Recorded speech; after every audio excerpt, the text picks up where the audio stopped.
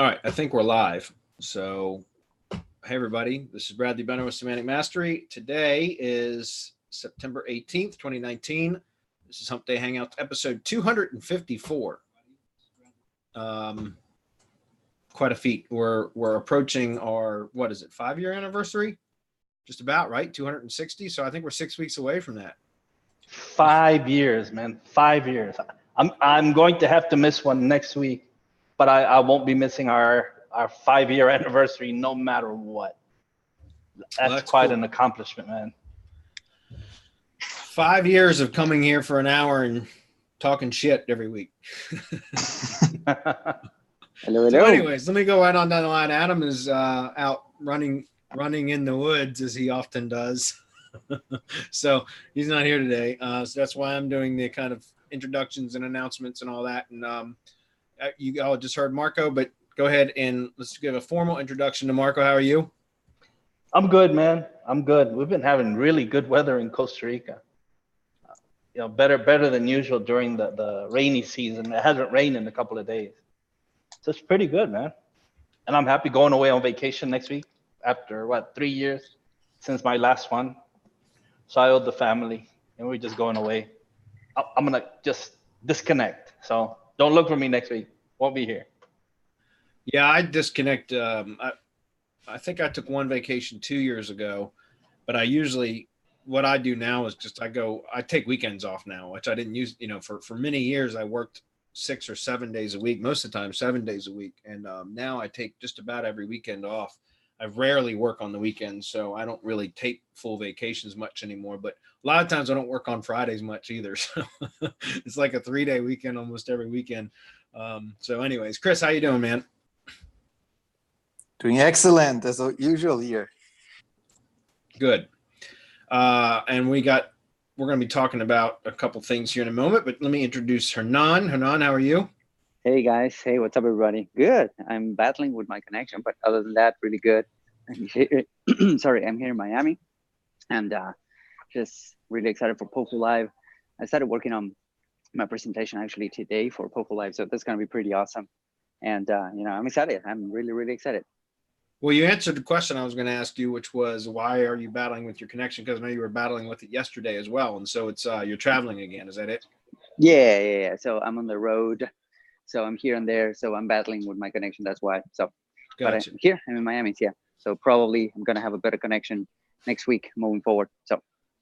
All right. Well, speaking of POFU Live, I was working on my presentation a bit yesterday. It takes me several weeks to kind of put one of those together for a once a year type presentation, but I'm looking forward to that. And so we're going to talk about that just briefly over the next week or two, or actually for the next couple of weeks. We're going to be, each one of us are going to be doing like a live stream video into the Facebook groups, just kind of talking about what we call our POFU path to POFU moment, right? Which is just some of the, various insights from each one of us. I'm not going to be doing it like as a group, but we'll each jump into the Facebook group and just do a quick live stream video throughout the week with one or two different, topics or insights as to what we consider our path to POFU, or what our position of fuck you is. For those of you that are unaware what POFU stands for, that's what that stands for. And essentially it's just about putting yourself in a position where you can,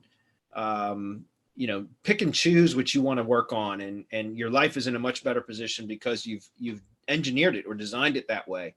And, it takes time to get to that. There's no doubt, but that's part of what POFU Live event is going to be about, is a way to kind of shortcut that. Instead of going through many years of trial and error, which a lot of us here have done, we've all gained, my partners and I have all gained a lot of insight since we've been working digital marketing business, or various businesses for that matter, over all these years. We've all been entrepreneurs and business owners for many years now. And we've tried a lot of things, even as a group, us as partners have tried many different things. And, we've learned a lot. We've become much more experienced in what kind of things we should pursue. And one of the primary things is pursue something that you're passionate about. Too often I think people get into business and try to become an entrepreneur or start their own business to chase money. And obviously that's a big motivating factor, but I think there's a lot more to having a high quality of life and being in a position of fuck you than money alone. You know, if you're just always chasing the almighty dollar, then a lot of the times you could become a slave to that dollar. And that's no way to live, in my opinion. I know, because I've done it. I've done it in the past. I've worked with shitty clients because I gave them a price that they were willing to pay, even though I had a bad gut feeling that they were going to be shitty clients. You know, and that's always bit me in the ass, right? That's always come back to haunt me and be, you know, it's been miserable. So over the years, I've learned to pick and choose, and it's taken a while to get to that position, but I've really learned to pick and choose what I want to work on and really only go after things that I'm passionate about. And in the more recent times, just very briefly, I got really kind of fed up with just digital marketing for other people's businesses, doing client work and or just straight lead generation. And a lot of it has to do with, I think the market is, you know, doing local business marketing. It's become it's almost saturated. It's not that you can't still do it. You certainly can, especially if you know how to get consistent results, but it's getting harder to be able to sell services, right? Because of so many other people out there doing it, and a lot of people that don't know what they're doing. So a lot of business owners get bad taste in their mouth and that kind of stuff. And honestly, I've been doing it since 2010. So I kind of was getting burned out on it. And more recently, I started a real estate business that's my own business, and it's, you know, for flipping properties. And I'm building my own business and applying all of my digital marketing knowledge that I've, you know, acquired over the years to that, as well as more traditional marketing. And I've seen an incredible growth with that business in a very short period of time.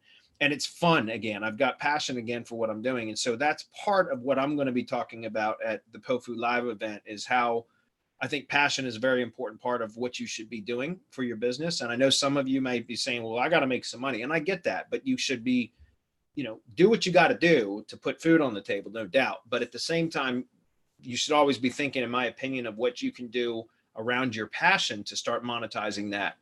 And then, you know, putting the marketing methods into place and into practice that will help you to grow that business, whatever that may be. And it doesn't have to be client work. If that's what you want to do, sure, so be it. If lead generation is your thing, so be it. Or whatever business you want to get into, you have the resources available for marketing online. And more recently, in the coming months, I'm going to be teaching a lot more about offline stuff that has a significant effect on growing a bottom line for a business too. So that was really my little path to POFU moment right now that I wanted to chat about. I know Chris and Marco each have their own. And again, we're going to be talking about these in various, like, just short little live streams into the Facebook groups over the next couple of weeks. One more thing is, next Thursday, and everybody that's on our subscriber list, and we'll post in the groups and everything else as well, we're going to have a webinar where we're going to talk more about what POFU Live is next Thursday at 12:30 p.m. Eastern. Marco won't be there because he's actually going to be off next week, but the rest of us should be there, and we're going to, you know, kind of just talk about and answer questions about what POFU Live is and what people can expect. So with that, Chris, do you have any insight you want to share before we get into questions? About POFU, well, I'm excited, but I will only say a few words on that because I will share one of the things that had like a tremendous impact on what I focus and what I do in my business. But the thing is, it's one of the topics that I really don't like to share on the internet. So if you want to know what it's about and benefit from my knowledge, I highly recommend you show up and go to POFU and come to the event. Well, that was short and sweet. But I think one of the things that we need to concentrate on, and I always tell people this, you see me when I post all over Facebook to come to Hump to Hangouts, I tell them, don't get stuck in the middle. Like this isn't just from me. I mean, think about it. If you're going to fail miserably, but learn from your failure, right? Use that as a stepping stone to success. And by the same token, if you succeed, then make sure that you're succeeding on your, excuse me, your magnificent obsession, so that you become even more obsessive about the things that help you succeed. Because we can either become slaves to negativity, or we can feed off of all that positive energy that comes from succeeding and succeeding again. Doesn't mean that in between all those successes, you're not going to have failures. It's still going to happen. But it's just, it's you have to make your worst moments. Your worst moments have to force you into the most focus and clarity.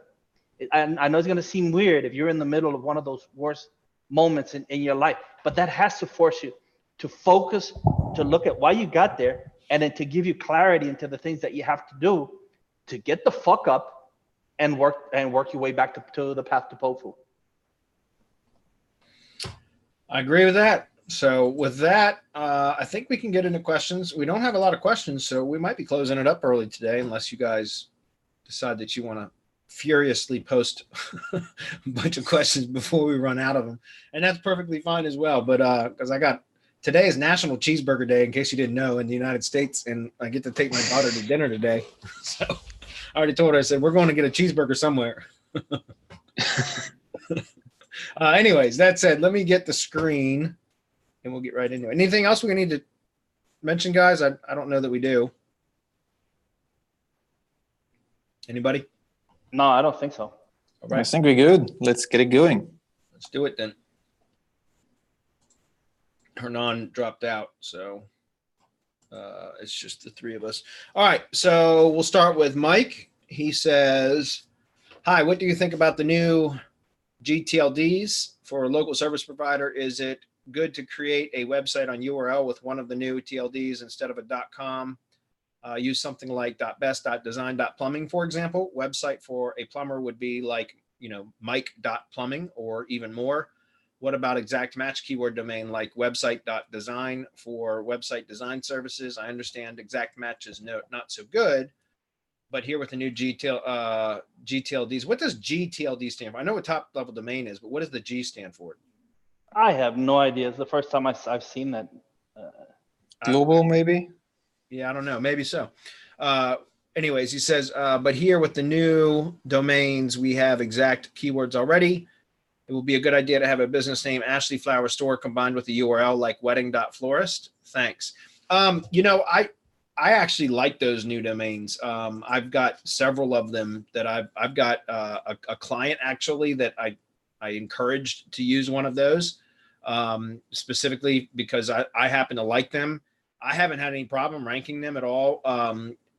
Especially if it's part of the brand name. So for example, my real estate company that I just started, it's got realty in the name, and there's a .realty, REALTY, top level domain, or whatever, those new extensions. So .realty is one of them, and so my company name's Alpha Land Realty, and so I've got alphaland.realty, and it works out really well because it makes sense. What's funny is whenever I'm talking to people and I realtors or surveyors or whatever, and I'm telling them like to email me, I give them my email address, and they're always like alphaland at alphaland.realty, and then they go, is it .com? I'm like, no, it's .realty. But I've got a couple of clients that I have actually talked into using those domains as well, and we haven't had any issues whatsoever. Obviously, .com is the more normal. If you can get it, that's great. But the problem is it's getting harder and harder to get the .coms that you want. And I think if you can use those types of domains, as long as it's not, I don't know about an exact match keyword, but if you can work it into a brand name, then I don't see why not. There's a ton of different plumbers out there that have plumbing as part of their name, right? So .plumbing would be a good opportunity to use that in their domain. That said, remember, like I just mentioned, a lot of the times when I'm telling people what my email address is at my domain for my real estate business, they often want to append .com or something to the end of it, which is incorrect. And I've even had people call me and say, hey, look, I sent you an email, but you never replied. And I said, what did you send it to? And then they'll say, whatever at alphaland.realty.com. I say, well, that's not incorrect. So you got to keep that in mind until people become more accustomed with these types of domains, these new domain extensions, then you're going to have that, which is why, like, if you can just go with the .com and stuff, that's great. But if you can't, then I don't see any problem using it. I'd like to get you guys' opinion on it.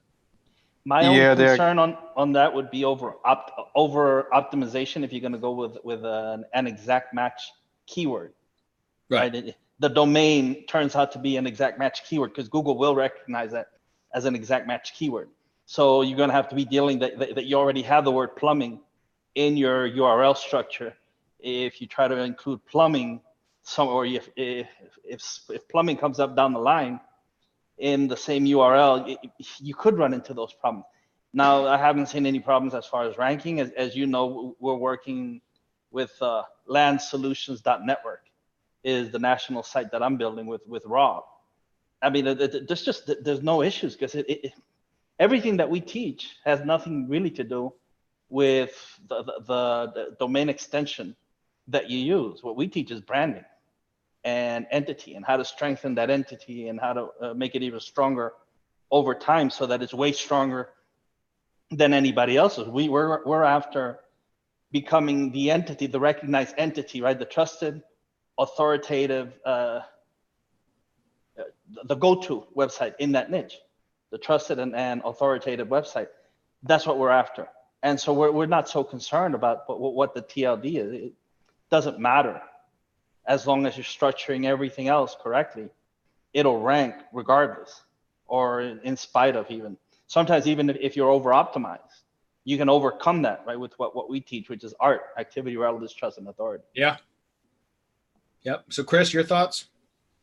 Yeah, the only issue that I ran into that there are a couple old school services that don't take the generic top level domains, the longer Yeah, they ones. won't recognize it. Yeah, you're right. Yeah, Yep. That's the only issue. Other than that, no problems. Yep. So is that what it stands for? Generic top level domain? Yes. Okay. Cool. Thanks. Yeah, I didn't know that either. Yeah, and I've experienced that in a couple places where I try to tie the domain to a service or something, and it won't recognize a gTLD or whatever, one of those newer domain extensions that'll say, please enter a valid domain, and I've had to contact support and say, this is a valid domain. I've got a website on it. And then they have to go fix their code to make it acceptable. You know what I mean? So I have experienced that too, but I think it'll become more common as time goes on because there's only a finite number of .coms really that are reasonable anyways. So. Yeah, one more thing that I just remembered. I'm not sure if that's still the case. There are certain trash domains that were available for, I don't know, like $1 or something like that, but XYZ. And if it's like a domain that is like massively abused on like black hat tactics and stuff, I'm not sure if that's still the case. Like there were a couple penalties on those previously. Anybody knows if that's still the case? Yeah, but look, Google's alphabet is on .xyz. Got you. I know what you're saying though, because a lot of the mass page builders, .xyz domains were on sale for $1 for a long time, and they got mass page spammed to death, like with a bunch of different types of mass page sites, Lead Gadget. What was the other one? The plugin version of it. Shit, I can't even remember the name of it now, which is crazy. But a lot of those types of domains got spammed to death with those mass page builds on those .xyzs. I know because remember guys, we built like 675 sites or 725 sites. And when we got smacked for the .xyzs, we lost like, I don't know, 600 and some odd sites. It was crazy. So I know what you mean. I wouldn't recommend using those types of really overly spammed extensions. But some of these newer ones, I don't think there's been a lot of chance for them to be spammed that much. So that's a good question though. So his next question says, how to NAP and citations if it's for an area or service? So you mean a service area business? There is no store for the customers. How to create NAP for a plumber, for example? Thanks. Well, because the business has a physical location, right? It has to. A real business has to have a physical location somewhere, right? So if it's a genuine Google My Business profile, it's not a spammed address or black hatted profile listing, right? Then it's going to have a genuine address. Per Google's terms of service or terms of use, you're not supposed to, for a service area business, you're supposed to hide the physical address. So essentially it'll just say company name, city, state, zip, instead of the actual street address in there, which is fine. but the business still has a street address, and Google knows what that street address is. So for a lot of business directories, which is what you would call like a structured citation, they're going to require that anyways. They're going to require the physical location, like the full street address. More and more business directories now are allowing you to just enter the company name, city, state, and zip, plus phone number and website address and stuff like that. That's becoming more common, but there's still the vast majority of citation directories or business directories require that you have the actual full address. So you just use the full address. Here's the thing. Very few people actually, at least from contractors, which almost all of the businesses that I've been doing client work for, as well as for lead generation stuff, are contractors, and they're almost all service area businesses. Very few of them have a storefront, and those that do, it's typically because they got a showroom. Like a kitchen remodeling company, for example, might have a showroom where they showcase different types of kitchen layouts and things like that. But very rarely, because most all of them are service area businesses, which means we hide their address in Google. But I still build citations for them, which will show the street address on most all of, like 95% of the business directories that they're listed on. Why? Because it doesn't really matter. Even my contracting clients that run their contracting company from their home don't really care, because not very many leads ever come from any of those other websites. We use those other directories to help them rank in Google, because that's where they get, the vast majority of their leads. And people go to Google and search, and they don't actually see their address. That makes sense. If you're going to build citations, you can, if it's for a valid business that has a real physical location with the street address, then go ahead and include it. If for whatever reason your client or your business, if it's your own business, does not want your physical address published, then just don't build citations on those particular directories, the ones that require a street address. Just build on the ones that allow you to get away with company name, city, state, zip, and phone number, and web address, and that kind of thing. That's entirely up to you. That said, if you are using a spammed GMB profile, so a black hatted profile that a business doesn't really reside where you say it does, don't build citations, period. And the reason I say that is because what happens is when you start building citations, that company name and that address that was used will actually get onto mailing lists for it just gets on the mailing list, period. And all of a sudden you'll start getting solicitation in the mail, like physical mail, for advertising specialties, like from people that create pens with the name on it and things like that. You'll get marketing mail from the directory services, a lot of times trying to upsell you on additional marketing services.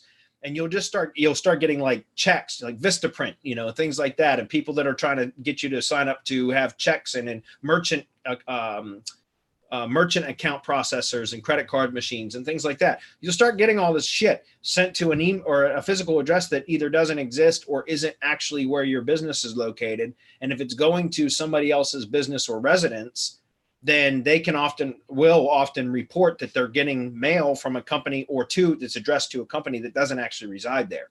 And so it's a good way to get your business shut down or your listing shut down anyways.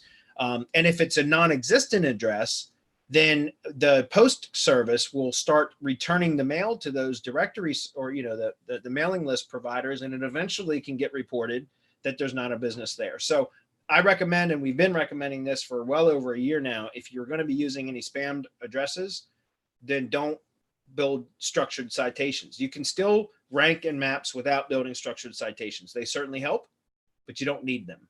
You know what I'm saying? So, and you guys want to comment on that at all? Yeah, it's two different things, right?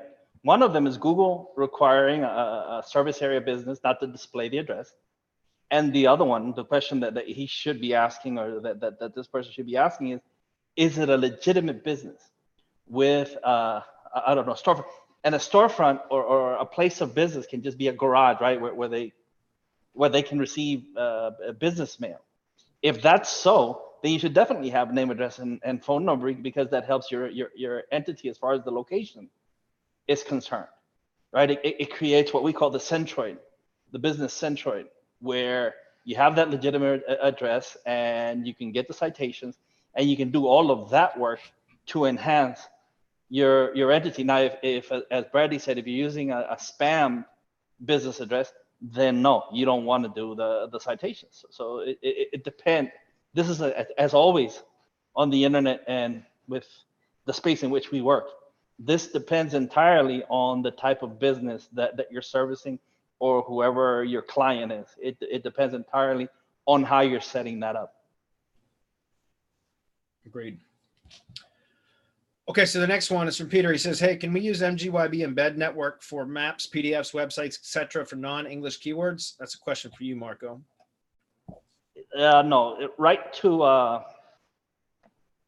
support at mgyb.co. And that's a question for Dedia, whether he's willing to do that in another language. As far as I know, no, English only. But again, it's up to Dedia. Write to support at mgyb.co and ask your question there, and you'll get a better response. Very good. Gordon's up.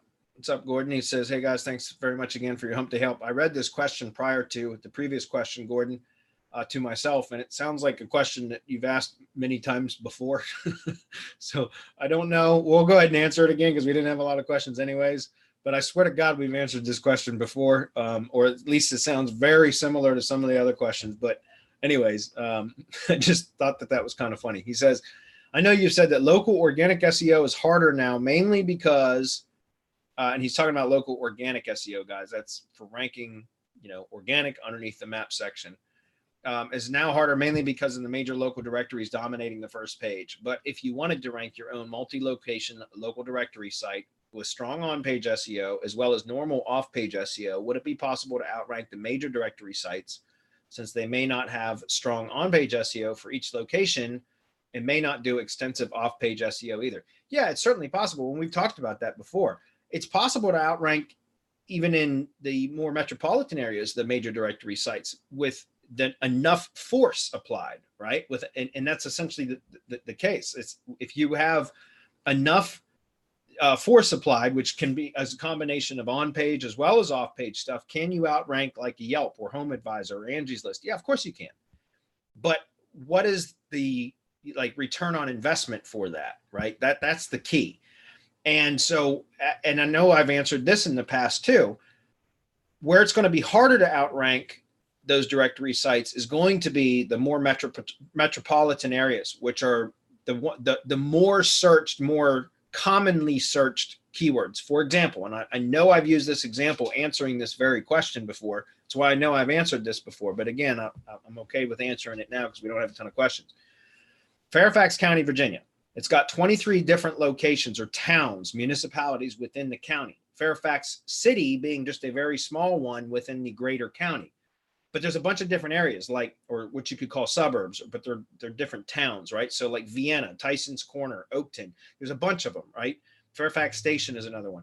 My point is, most people in that entire county, doesn't matter whether they're in Vienna or Tyson's Corner or Oakton or wherever they are, they're just going to search tree service Fairfax, right? Or Fairfax tree service or something like that if they're looking for a tree service in that area, no matter which township they're in, because they know they're in Fairfax. So that trying to outrank Angie's List and Yelp and Home Advisor and things like that for that general term, for that greater, more commonly used geo modifier or local modifier is going to be a hell of a lot more difficult than trying to outrank Yelp and all those directory sites for tree service Tyson's Corner or tree service Vienna or tree service Oakton. You get the idea. So I've always said that if you're going to, especially if you're going to build a directory site, or if you're going to optimize a client site that has, service area business where they serve all those different areas, you're better off creating individual landing pages, especially with silo structure, for each one of those suburb areas with the greater, more commonly used location modifier phrase as the top of the silo. Right? Because then what you do is with internal linking and everything else, you create the relevancy and what Network Empire always called buoyancy, which helps to rank that more general term, in this case, tree service Fairfax, right? In this, example that I'm sharing. So yes, you can do it. It's better to start with the less competitive, smaller suburb areas because the bigger business directories don't typically target those. It's not that you will still see examples of them, having index pages, directory index pages for the smaller suburb areas, but the SEO teams for the big directories will spend money and effort on ranking for the bigger terms, right? So the more generalized location modifier type keywords than they do on the suburb areas because they have limited resources on a national level. In other words, does that make sense? They've got deep pockets, bigger budgets, teams of SEO people and all that kind of stuff. So they focus on the more metropolitan areas, and they usually often don't put much effort on the smaller suburb areas or towns within counties and that kind of stuff. And that's where your opportunity lies, your best opportunity to get quick results at with a lesser opportunity cost. In other words, like I said, your return on investment.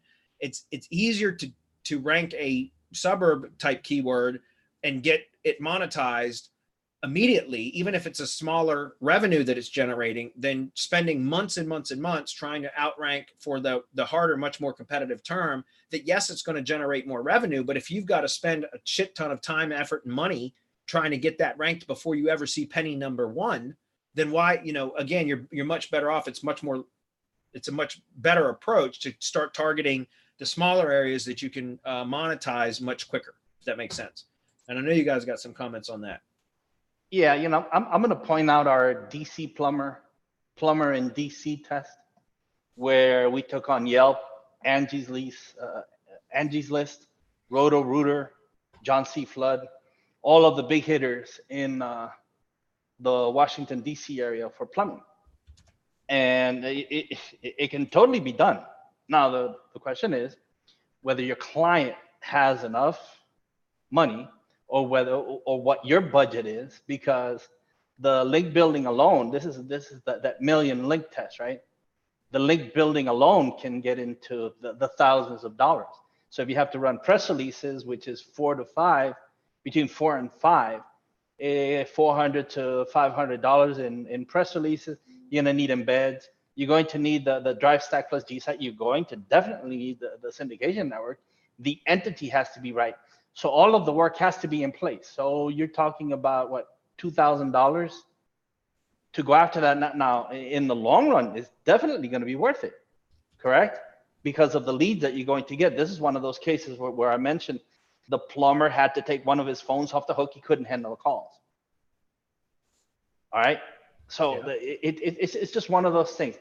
How much money do you have to spend on this project? I mean, what's your budget, and how are you going to use that budget to go after and outranking or be able to rank within this? Because you'll see that the GSite ranks. We rank in the 3-pack, of course. It ranks in organic. Yeah, I was looking at that. I was just looking at some of the different borough names in DC to see what pops up. But yeah, this is what you were talking about. And see Marco's Google site here for the, he's ranked number 1 in maps, but then in Google site is number 3 because it's pushed, at least from where I'm searching, it's pushed down below Yelp and Angie's List.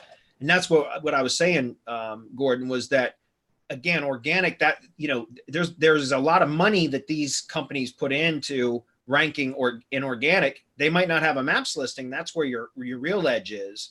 But for a directory style site, you're not going to have maps listings anyways, right? If that's what you're trying to build, you're going to be competing down here.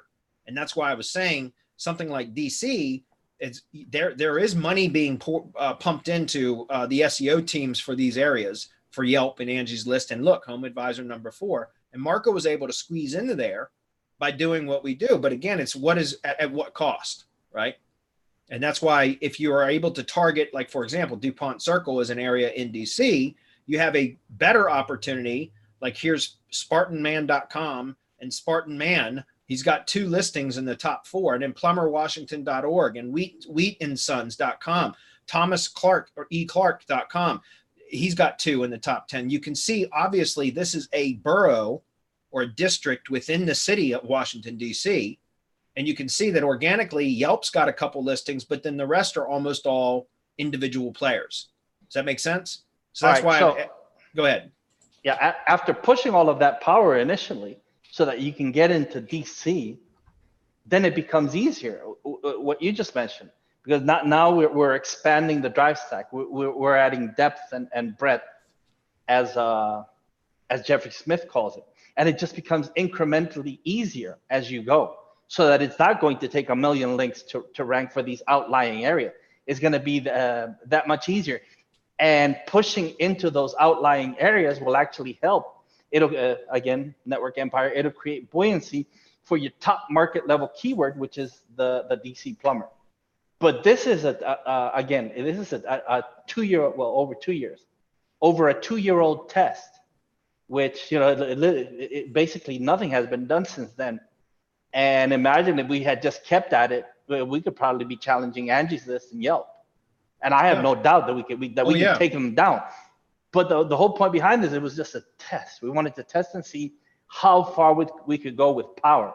And it just goes to show that if you push enough power, yes, you can get after these people. Now, if you have a $500 a month client, you can't do this. That's right. If you have a $1,000 a month client, you can only start. You're to be able to start with something like this, you're at around $2,500 to $3,000, and your client has to understand that to rank for the top level, you're going to rank for a whole lot of longer tail keywords, so that the money is going to come in.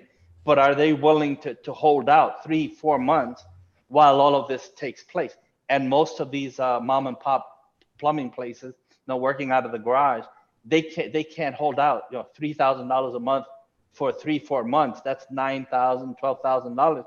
They can't come out of pocket with that, unless they really understand what it is that you can do.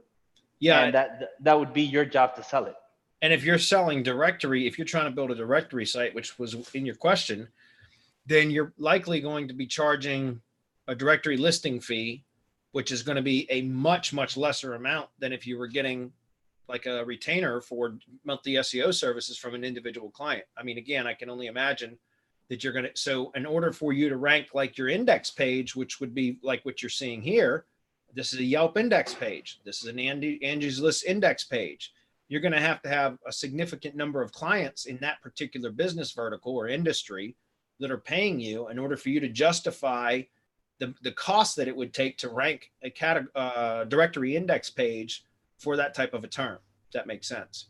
So again, it's, you know, years ago, it was so much easier to build directory sites. And I dabbled in that myself. But it's also a pain in the ass, because if you think it's hard working for an individual client, imagine if all of your revenue comes from in little tiny, monthly,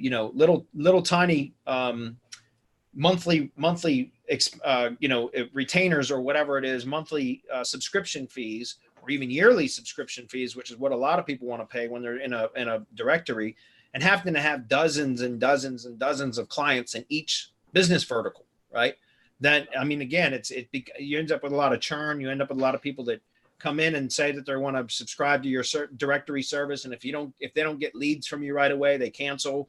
And so it just, to me, I don't know that it's worth it. I'm not trying to discourage you from it. I just know that I've done it in the past, and it's a lot of work to get a directory to rank. It's easier, in my opinion, to get an individual site to rank, and you usually get a better budget to work with at that point too. So, and one last thing. Now, it could be that you build your directory and you rank it and you rent it, and you get this person a ton of calls, and whoever it is either doesn't answer the calls, they don't answer them in time, or they're horrible. Their phone manners are terrible, and they're not going to close any of them. Guess whose fault it is? Yeah. In their eyes, it's your fault. Guess whose fault it is that they can't close a deal. Yeah. So you run into that. Well, your leads are shitty. No, my leads are leads. Yeah. Yeah, we've heard that before too. So, all right, Mohammed's up. Mohammed, what's up, buddy? He says, hey guys, a prospect sent me his roofing website for a review, and I noticed that his previous web guys made pages like Best Roofing Services in Albany and Best Roofing Services in Utica. and so on. That pattern of multiple cloned pages with just the city being changed. Is this a viable strategy still? It seems too basic a question, but from when I've cloned pages in the past, I've only done it with ad landing pages, not regular site pages. Should there be more differentiation? I'm going to tell you 100% equivocally, yes, they should be different. And I've always done that. I know that there probably are still sites out there that rank by just changing the location modifier. But ever since, 2012 timeframe, I've always, when I've had, been targeting basically the same service in multiple cities, I've always had article rewrites done. And I've talked about this numerous times, guys, over the years, but it's because even if it does still work, which I wouldn't suggest it at all, at some point it's going to stop working because it's so easy. Algorithmically, the only thing different about the pages is the location name. That's that's just the same content over and over again. It can trigger a panda penalty. And I know that like the mass page sites and things like that, they're out there and that's all they pretty much do, or they'll use spinners, which in my opinion is even worse because the spun content reads like garbage. But what I've always done is I would get, I would have, let's say roofing services is the primary keyword. I would have 5 different writers write a roofing services article, right? So now I'd have 5 versions of that article. And then I would order 2 or 3 rewrites of each one of those articles, right? So that you would, because rewrites are a lot less expensive than a original content cost, the cost for original content. None of that shit's original content, by the way, guys. When you order articles, unless you know a writer, that's actually writing original content, which is very rare. If you're ordering content from a content farm, all they do, guys, is go scrape an article from online. They run it through a spinner, or they manually rewrite it. Either way, they end up rewriting some content that they pulled offline, or they mix and match pieces of content around roofing services in this example that they pulled offline. They're not writing original content, guys. They haven't done that shit for years. So just so you're aware of that. So what I would do is just order, like I said, a few originals, so to speak, and then I would have those rewritten because it costs a fraction to have rewrites done than it does to have to order original content, so to speak. And then I would use those. So for example, if I needed 25 articles, I might get 5 articles written and then have 4 rewrites done of each one of those articles. And that would give me a total of 25 with the 5 originals. And then I would swap out the location modifiers in there. And what I would do is I would instruct my writers I would put the location in, but I would usually just use a, square brackets location, right? So location in, and I mean like the word location in square brackets, because that's now a token that you could use the find and replace function to swap out location names, right? And so that way it would make it easy. You could have just one article written and then have it rewritten multiple times without having to go in and manually change the location for each one of them. If that makes sense, you just instruct them to use the location token. That's how I did it. I would recommend if this is going, if this is a prospect, that you would recommend to them that they make the content more unique, or that's something that you would provide to them as a service if you take them on as a client, and tell them that exact reason. That kind of shit can trigger a panda penalty because it's basically duplicate content on the same domain, right? And that's where duplicate content becomes an issue, is when it's on the same domain. If it's the same page over and over and over again, then that creates a lower quality score for the entire site. You want to comment on that, Marco? Are you muted? Yeah, no. No. Sorry about that. No. That was good enough. Okay. All right. So yeah, no, I totally recommend that you always use, and I've been doing that for years and years and years, even when I know that other people, like even competitors, would just clone the same fucking page and put change out the location modifier and get results. And it would always piss me off. But I always said, I don't want to build up this website with that kind of shitty tactic. And then when it does get penalized, then I got to start all over again. Like, I don't like to do rework. I like to build it and have it produced for me for years and years and years, which I've got sites still that are producing for me that I built years ago for that reason, and especially in the tree service industry, because I was able to make the content unique on each page, right? And that to me, that's a big deal. So, Will says, what's up, Will? He says, I have a client in the printer hardware sales, example, HP Design Jet and repairs. Google AdWords has disapproved all of our printer repair ads. This is a worldwide issue, probably because you use a trademark name in the ad. Other than GMBs and SEO, do you have any suggestions? I have tried printer maintenance, printer services type keywords in Google ads, and they tend to run for a week or so before they get disapproved. One thing I haven't tried is YouTube ads or Facebook ads.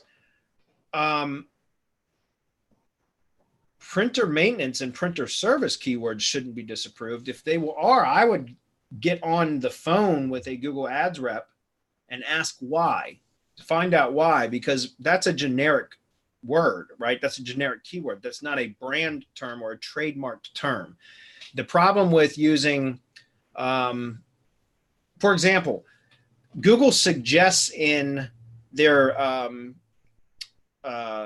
for Google Ads, if you use call out extensions, for example, they give suggestions in there for the type of text that you can add as a call out extension. And so a call out extension is like where you can list the features or the benefits of a product or a service, for example. And what that does is it just takes up more real estate in the ad section for your ad. In other words, it makes your ad bigger and it allows you to get more text in there and things like that. And so they'll suggest that in the call out extension, when you go to, when you say that you want to add some call out extensions, they'll provide you with some suggestions. And it's funny because they'll say CR review on, and then they have in square brackets says review site. And I know because I just was setting up an ads campaign for a remodeling client just last week, and it suggested that. And I was like, huh, I didn't think we could do that. So I actually created a call out extension that said CR reviews on, and there he's got reviews on House. I think he's got some on Home Advisor. He's got reviews on his Facebook page, and they're all really, 4.9 stars and up is what he's got. And so anyways, I started adding a few of those call outs like that. And guess what? Every one of them got disapproved for trademark. And I was just like, well, wait a minute, Google just suggested this. But so when I removed all of those, all the different names of different brands or trademark names, then the other call outs got approved. So I just want to let you know, like, if it's a trademark name, like a brand name or something like that, and you can oftentimes use like competitors' brand names for local businesses because they haven't trademarked them, by the way. But for trademark names, it will usually be disapproved right away. But for something like printer maintenance or printer service, as long as you're not doing HP Design Jet or HP or Hewlett Packard, for example, printer service or printer maintenance, I don't see why that would be disapproved. So. Well, I think that's what he's saying, that he's using HP Design Jet Printer maintenance. Or maintenance, yeah. Yeah. And so, because I don't know, he put that in. Yeah, no, if you're using HP Design Jet and that's a trademarked name in the actual ad along with printer maintenance, for example, then I can see why it wouldn't be approved. So again, I would contact, look, I know a lot of times shit happens with Google ads that it just doesn't make any sense. And the only way to get an answer is to call them and ask. And sometimes it'll take a couple of days to get, to get a valid response. For example, another one is I had, I don't know if you know, but you can use remarketing lists as what they call an observation.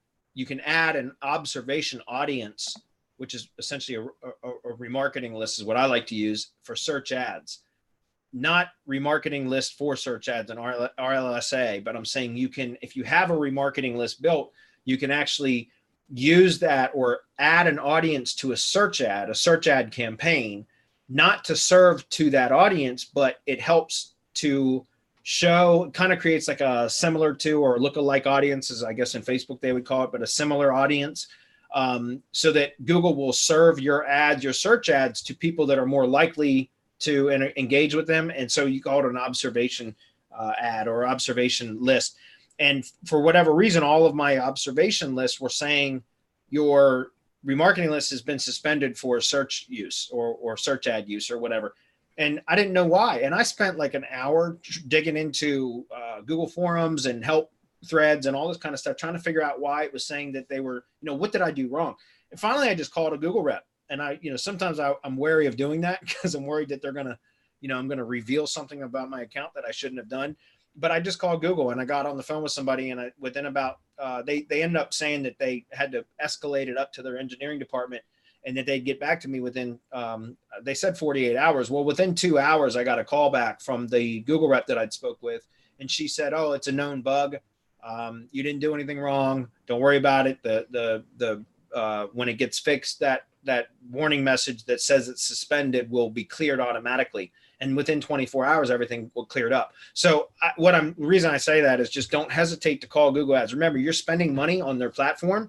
I don't like to contact Google for any SEO related support, although sometimes we have to.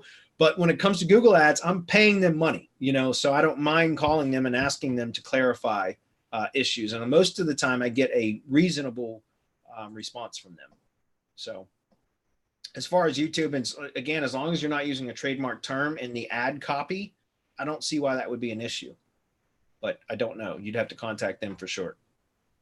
The core group of generic level top domains consists of com, info, net, and .org. Okay, thank you for that. That's GTLD, generic top level domains. Will says, how do we get SPAM GMBs verified? I created a legitimate GMB for a pay-per-lead generation service in the roofing market, and I would like to test how I can expand with multiple SPAM GMBs.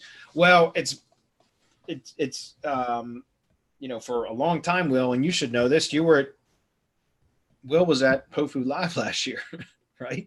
So anyways, I mean, we were able to get, for a long time, we were able to create GMB listings that were black hatted listings. And there were a ton of services out there that you could buy them from. We offered it as well, but it's been cracked down on. There are probably services out there still selling them, but just go look in some of the other Facebook groups and you'll see about people that have built, you know, dozens or even hundreds of GMBs that were verified with the black hat verification methods that have just been completely fucking suspended now. Like, I mean, and people have lost a whole bunch of them. So, you know, some of them, I've got a bunch that I created. I created close to 100, and I've got most of them. I had a few of them get suspended, but I've got a lot of them still. But there's a lot of them that are just been suspended, like completely whacked. So I don't recommend that, man. If you're going to build additional GMBs, have access to a physical address that you can receive a postcard. Even if you got to use the post office option with the street address, which I've talked about many times, that still works. And at least you have the ability to go retrieve mail there. So it's a real valid physical address. It's the spammed listings that get black hatted that aren't attached to a real address or attached to an address that you can't have access to. You can't go retrieve mail from. Those are the ones I don't recommend doing. And guys, I know there are probably still services out there selling them. Use them at your own risk. You have to understand what you're getting into. If you're going to use those and you lose your business because you built your business up on those, you know why, right? I mean, you have to take that, use it at your own risk, right? So I wouldn't recommend doing that. Does it make a difference if we use an image from the GMB album when writing a post versus uploading the same image again? You mean from the Photos album? The Google My Business Photos album? No, I mean, you can do it either way. I don't think it matters. Marco, do you have a comment on that? Yeah, I don't think it makes a difference, but just upload new images. I think he just got into our local GMB Pro. If I'm seeing that name seems familiar, you'll see how you can get unlimited local images. So there's no reason why you shouldn't be uploading relevant local images with all of the geotagging and just serving Google and giving Google what it wants. Yeah. And remember, you can also use, my team uses a mix of the local images and topical images just to mix it up. And we do use stock images from time to time, but try not to use those unless it's in an industry that's kind of hard to get good images from. But you can always go to YouTube and just take snapshots of videos that are topically related, right? Just what I always do is go to YouTube, search for, you know, tree service, tree removal, right? Or tree trimming or tree pruning or something like that. If it's for tree services, for example, and then use the YouTube filters, the search filters to only show videos that are in HD, right? And then click through to a video, find a spot in the video that, you know, has got a good image and pause it and then just take a screenshot of that and use those videos or those images, because those are unique images, right? That's why I like doing that. It's much better doing that than going and like copying somebody else's image. Just take a screenshot from within a video. So we use a combination of both. Don't not use the local images though, because those are Google can recognize those locations in the images. That's why you want to use those too. All right. Is it okay to have several Google stacks for one local business? Marco, that's a question for you. Yeah, but why? Yeah. You can put everything inside one and make it much more powerful. And those webinars are actually free. Guys, you have no idea how much value is on those.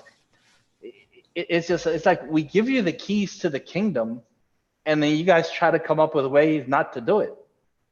Go look at the webinars. It's in mgyb.co, right? The update webinars.